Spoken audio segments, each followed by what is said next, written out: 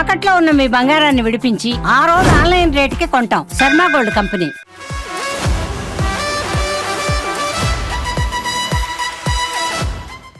ఆంధ్రప్రదేశ్ ప్రభుత్వం మరో కీలక నిర్ణయం తీసుకుంది. ఏపీ ప్రభుత్వం రేషన్ షాపుల ద్వారా ప్రజలకు నిత్యావసర వస్తువులు తక్కువ ధరకు అందిస్తున్న సంగతి తెలిసిందే. కూటమి ప్రభుత్వం ఏర్పడిన తర్వాత పౌర సరఫరా వ్యవస్థలో పలు మార్పులు తెచ్చింది. రేషన్ లబ్ధిదారులకు స్మార్ట్ కార్డులను పంపిణీ చేస్తుంది. తిరిగి రేషన్ దుకాణాలను ప్రారంభించింది.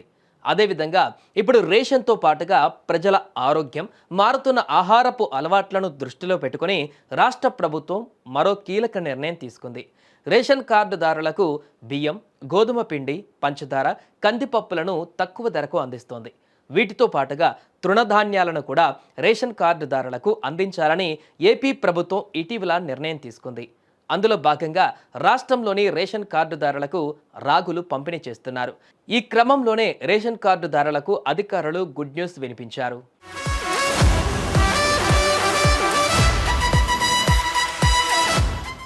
పూర్తి వివరాల్లోకి వెళితే ఏపీ ప్రభుత్వం పేదలకు పోషక విలువలు కలిగిన తృణధాన్యాలను ఉచితంగానే సరఫరా చేస్తోంది.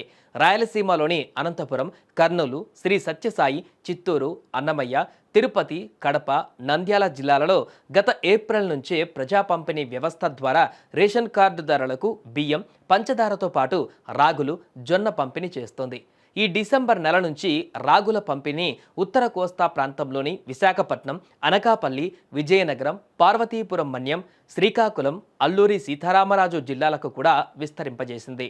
ఎన్టీఆర్, గుంటూరు, పల్నాడు, ప్రకాశం, నెల్లూరు జిల్లాలలో జొన్నల పంపిణీ ప్రారంభించింది. ప్రభుత్వం మనిషికి 5 కేజీల చొప్పున బియ్యాన్ని ఉచితంగా పంపిణీ చేస్తుంది. ఈ రేషన్లో కొంతమేర బియ్యానికి బదులుగా గరిష్టంగా 3 కేజీల వరకు రాగులు, జొన్నలు పంపిణీ చేయాలని నిర్ణయించింది.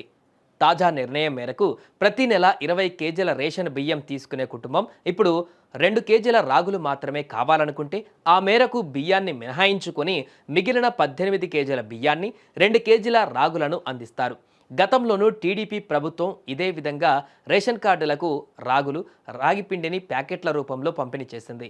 మళ్ళీ ఇప్పుడు టీడీపీ కూటమి ప్రభుత్వం అధికారంలోకి వచ్చాక రేషన్ సరుకులలో తృణధాన్యాలను అందించాలని నిర్ణయించింది.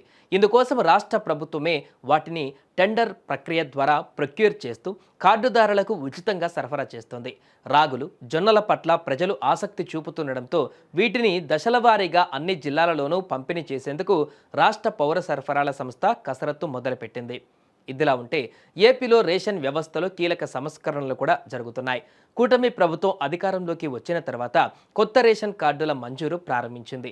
పాత కార్డుల స్థానంలో స్మార్ట్ కార్డులను పంపిణీ చేస్తుంది.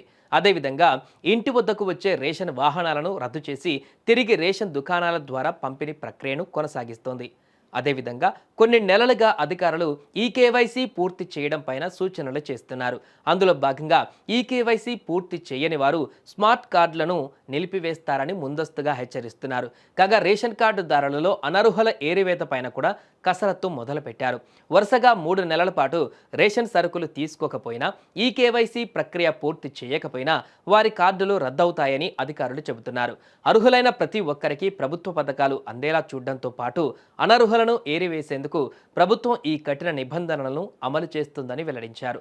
రాష్ట్ర వ్యాప్తంగా పంపిణీ వ్యవస్థలో పారదర్శకత తీసుకువచ్చేందుకు కేంద్ర, రాష్ట్ర ప్రభుత్వాలు ఈ కేవైసీని తప్పనిసరి చేశాయని చెప్పుకోవచ్చారు. దీంతో రేషన్ లబ్ధిదారులు నిబంధనలను పాటించాలని సూచిస్తున్నారు.